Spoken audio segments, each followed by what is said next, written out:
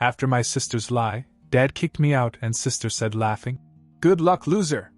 I said okay and left. But they didn't know that in 3 days karma would be inevitable. Dad's face was red with rage.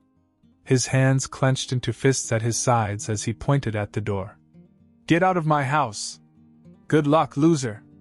Behind him, Natalie stood with that smug little smile, arms crossed as if she had just won a game she had rigged from the start. "Yeah, good luck," she added, laughing. I wanted to yell at her, tell Dad what a manipulative liar she was. But what good would that do? I had tried it before. 100 times.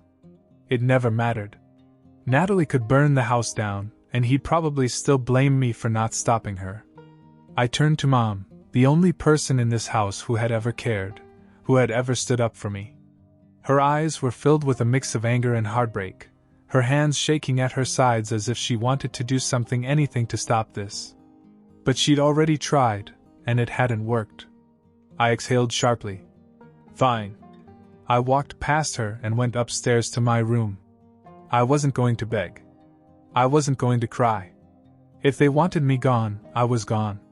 Natalie was still grinning as I passed her. She wasn't even trying to hide how much she was enjoying this. I slammed my door shut and locked it. My heart was pounding and my hands were shaking as I grabbed my backpack and started to shove my stuff in. A few shirts, some jeans, my phone charger. I didn't even have any money. I was 16, still in high school. Where was I going to go?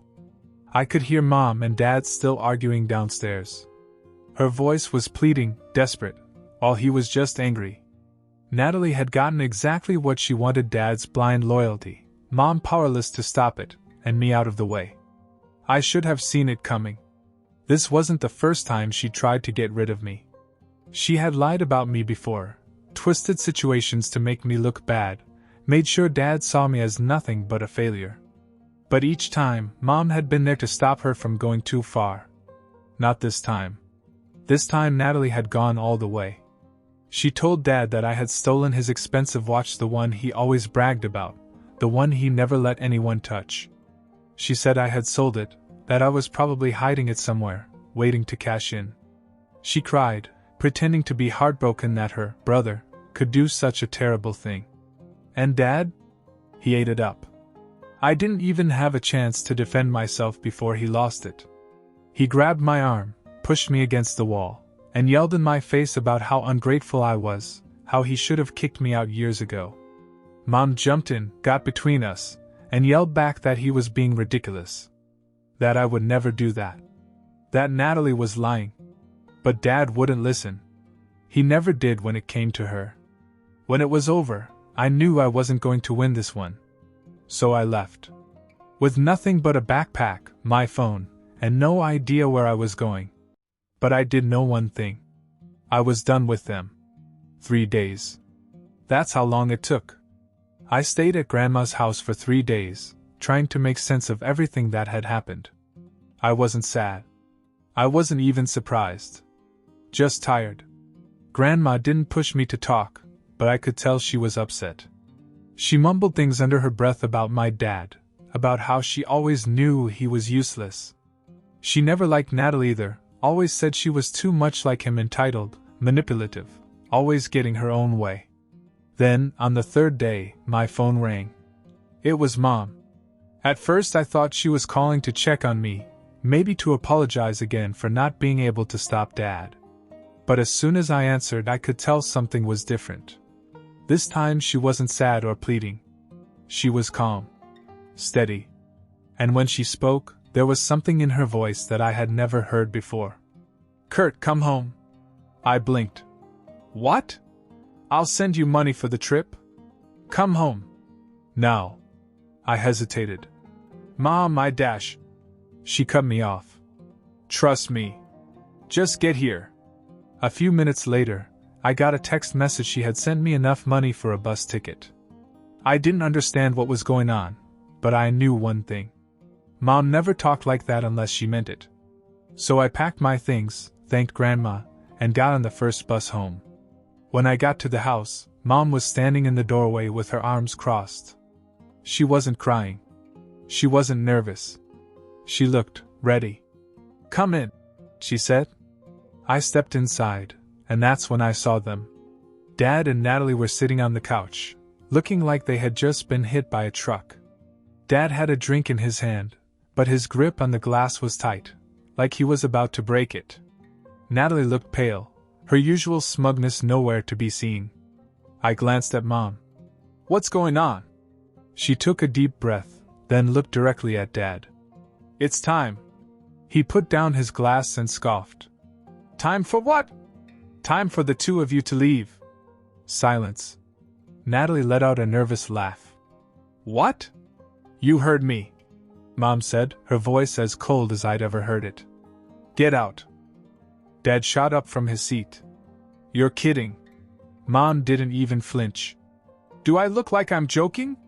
He glared at her, his face turning red. "This is my house." "No, it's not," she said. "It is my house. I paid for it. I paid for everything. The bills. The food. The cars. Everything. You don't work. You never have. And I'm done taking care of you." Dad opened his mouth to argue, but she wasn't done. She turned to Natalie. "And you? You've been sucking up to me for years, treating Kurt like garbage because you knew your father would always have your back. Well, guess what? That stops today." Natalie's eyes widened. "Mom, you're not serious, Dash." "I am." She walked over to the table, picked up a stack of papers, and threw them in front of Dad. "I've already spoken to a lawyer. I'm filing for divorce. I've canceled your credit cards. Your bank account? Frozen. I'm done paying for your useless lifestyle." Dad looked down at the papers, his hands shaking. "You can't do that." "I can. And I did." Natalie shot up from the couch. "Where are we going to go?" "That's not my problem," Mom said. "Maybe you can stay with those friends you like to show off to." "Oh wait, you don't have any, do you? Because the only thing you've ever been good at is making other people miserable." Natalie turned to Dad with panic in her voice. "Do something!" But for the first time in his life, Dad had nothing to say. He just stood there, staring at the papers, realizing his free ride was over. I leaned against the wall and watched it all unfold. 3 days ago, I was the one packing my bags, getting kicked out while they laughed at me. And now? It was their turn. Mom looked at me and smiled. "Welcome home, Kurt." For the first time in my life, I saw fear in my father's eyes. Real fear. Not anger, not arrogance, just pure, helpless fear. Natalie? She looked like she was going to lose it. She kept looking between Mom and Dad, waiting for someone to fix it, to make it go away. But it didn't go away. Dad scoffed and shook his head. "You're being ridiculous. You can't just throw me away like some stranger off the street." Mom crossed her arms. "That's exactly what I'm doing. You're my wife." "Not anymore." Natalie stepped forward. "Mom, please, you don't mean that." Mom turned to her, her expression cold. "Oh, I mean every word." I watched as reality began to sink in. The house? Mom's. The money? Mom's. Every luxury they took for granted? Mom's. And she was tired of letting them live off her. Dad clenched his jaw. "Where do you want us to go?" Mom tilted her head. "Funny. I don't remember you worrying about that when you kicked Kurt out." Dad didn't have an answer for that. Natalie's voice turned whiny. "Mom, I can't just leave. I have school, my stuff, my friends, Dash." "Figure it out," Mom said. Dad let out a bitter laugh. "So you expect us to just pack up and leave, just like that? Just like that?" I could see the panic settling in now. Natalie actually looked like she might cry. "You don't mean that. You'll change your mind." Mom smiled. "Try me." She picked up her phone and started dialing. Dad frowned. "Who are you calling?" "A locksmith," she said. "I'll change the locks as soon as you walk out that door." That's when I saw at the moment Dad realized she wasn't bluffing. His face twitched, his confidence crumbling. Natalie turned to me. Kurt, say something. Are you really just going to stand there and let them do this? I stared at her. The same sister who laughed in my face 3 days ago when I was the one who got kicked out. The same one who lied about me, over and over again, just because she liked to see me suffer. I thought about how she and Dad had looked so smug as I packed my bags. How they thought they'd won. I took a deep breath and smiled. Good luck, loser. Natalie's mouth dropped open. Dad snapped. Enough of this. I'm not leaving. Mom sighed and pointed to the door. You can leave on your own, or I can call the cops and have them remove you. Your choice. Silence. Then, slowly, Dad reached for his coat. His hands were shaking, his face flushed with humiliation. He turned to Natalie, who still hadn't moved. Come on, he muttered. Natalie blinked. Wait, we're actually leaving? No, Mom said. I watched them hesitate, waiting for Mom to change her mind. But she didn't. She just stood there, unperturbed, waiting. And then, just like that, they were gone. Mom exhaled and turned to me. Are you hungry? I laughed. Starving. And with that, we closed the door on them, forever. The silence after they left was almost eerie. 3 days ago, I was the one standing outside with nowhere to go. Now it was them. Mom didn't look back. She locked the door, texted the locksmith to come as soon as possible, and walked into the kitchen like it was just another day. I made some pasta earlier, she said. It should still be warm. I followed her, still processing what had just happened. You really did it, she scoffed. Damn right I did. I should have done it a long time ago. I sat down at the table, my appetite suddenly catching up with me. The last few days had been so overwhelming that I had barely eaten. Now that I was home, really home, I felt like I could finally breathe. As I ate, Mom poured herself some coffee, her expression unreadable. You know what's funny? She said after a moment. They'll be fine. I raised an eyebrow. What? She leaned back in her chair. Your father's a grown man. If he wants to act like a victim, let him.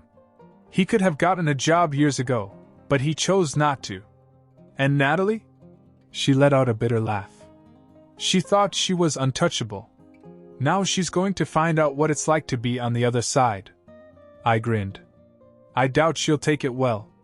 Oh, she won't, Mom said. She's probably throwing a tantrum right now. And so she was. It started with the texts. First, Natalie tried to guilt me.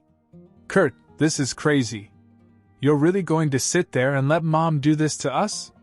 Then, when I didn't respond, she switched to anger. Wow. So this is payback, huh? You think you're better than me now? Newsflash, you're still a loser.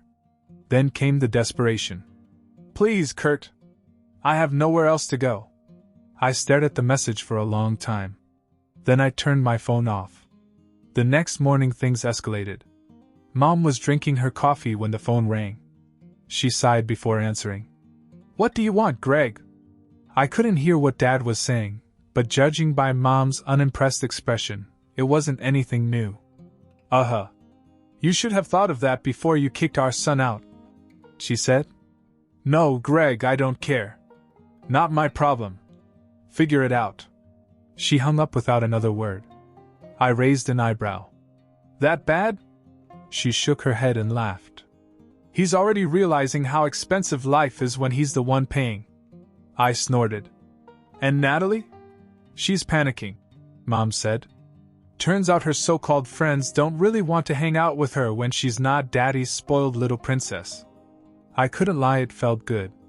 For years they had treated me like an outsider in my own home. Like I was nothing. But now they were the outsiders. And the karma was just beginning. For a few days it was quiet. No texts.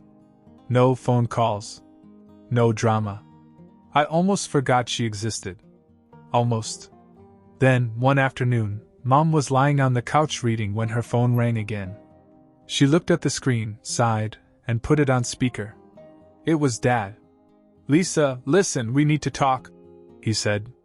His voice was different this time, less angry, more controlled. Like he had rehearsed it. Mom didn't look impressed. Talk about what?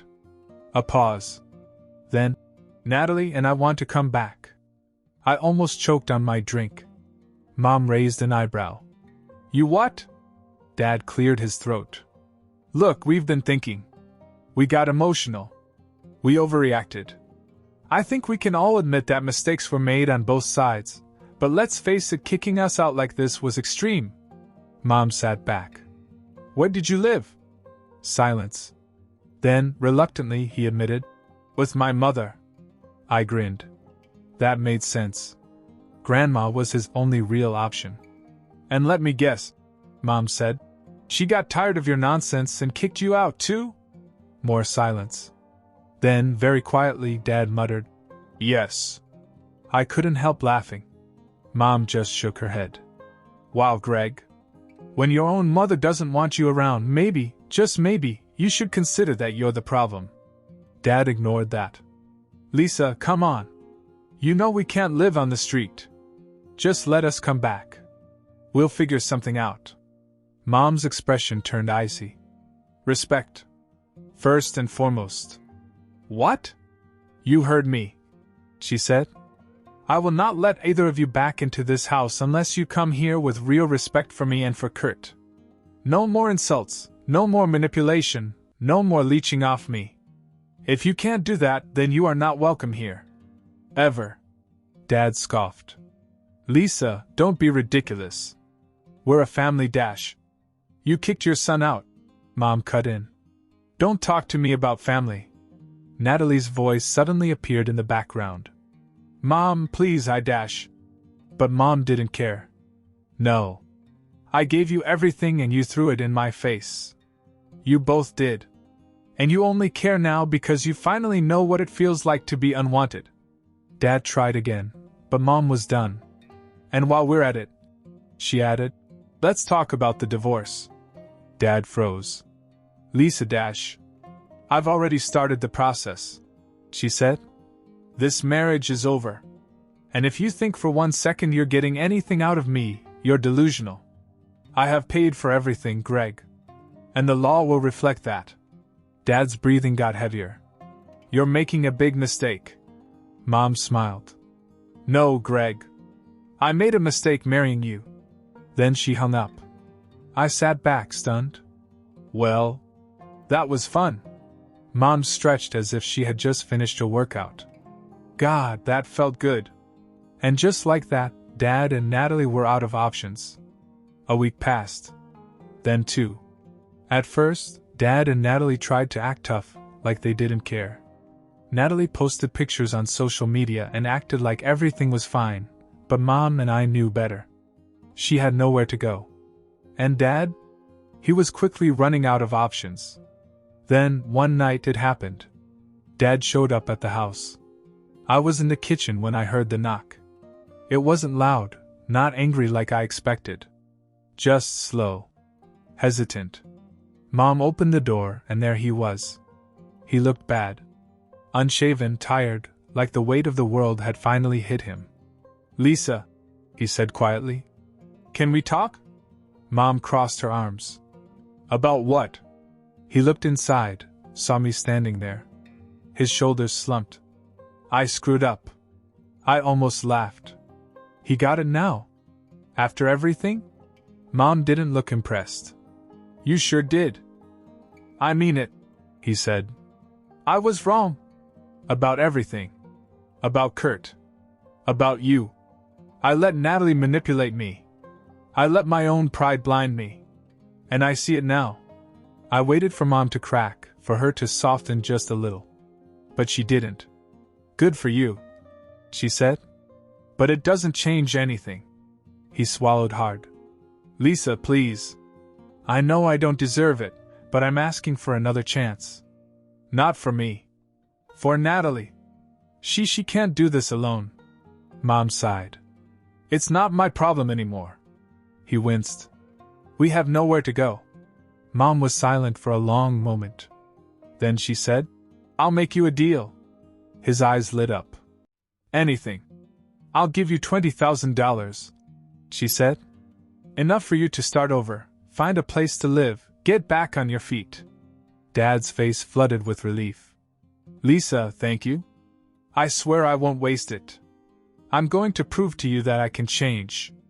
Mom nodded. Good. Then let's finalize the divorce. The color drained from his face. Wait, what? You want the money? She said.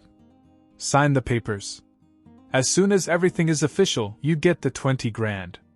I could see the war in his head. He didn't want to lose control, didn't want to lose. But the promise of the money was too tempting. He had no job, no savings, no future. So he agreed. A few months later, the divorce was final. And Dad got his 20 grand. Or so he thought. Turns out Mom knew exactly what she was doing. The agreement stated that the money would not be released until he proved he could support himself, meaning a steady job, his own place, real responsibility. And if he didn't, he got nothing. So in the end, he walked away with exactly what he deserved. Absolutely nothing. Life didn't go back to the way it was. It was better. For the first time in years, the house felt peaceful. No more tension, no more walking on eggshells, no more listening to Dad and Natalie ganging up on me. Mom and I settled into a new rhythm. She worked, I focused on school, and we actually talked. And Dad? Well, without the house or Mom's money, reality hit him fast. He ended up renting a tiny, rundown apartment that barely broke even. He tried to find a decent job, but with no experience and a terrible work ethic, no one would hire him for more than minimum wage. The golden life he once had was gone. And Natalie? She was still living off him. Complaining, whining, refusing to get a real job. I figured it was only a matter of time before something broke. And then it did. It was a random afternoon when Mom's phone rang. She answered it, looked at the screen, and sighed. It's your father. I rolled my eyes. What does he want now? She put him on speaker. What, Greg? His voice was low, controlled, but I could hear the anger underneath. You won't believe this. Mom raised an eyebrow. Try me. He exhaled sharply. It was Natalie. I frowned. What? The watch, he said through clenched teeth. The one she blamed you for. She stole it. She sold it months ago and used the money to buy clothes and a damn game console. She told me she earned the money, but I just found the proof. I sat back, stunned. I should have been angry. I should have been furious. But honestly, I just felt tired. Of course she was. Mom, on the other hand, just laughed. Oh wow, Greg. You mean to tell me that your precious daughter, the one you trusted more than your own son, lied to you? Imagine that. Lisa, don't start, he snapped. I kicked her out. I blinked. Wait, what? She's gone, he said. I told her to get out, just like I should have when this all started. Mom shrugged. Well, that's your problem now. She's got nowhere to go, he muttered. She could call you Dash. If she does, I'll block her number. He sighed heavily. Lisa, I screwed up. I see that now. I should have listened to you. I should have listened to Kurt. Mom smiled. Yeah. You should have. Silence. Then, almost too quietly, he asked, Can I come back? I almost laughed out loud. Mom didn't even hesitate. No. Lisa. You have to pay for your mistakes, Greg, she said. We all do. But you dug this hole yourself. And now you get to live in it. He didn't say another word. A second later, the call ended. Mom put the phone down and exhaled. Well, that was satisfying. I leaned back in my chair and shook my head. I guess karma really does exist. Mom grinned.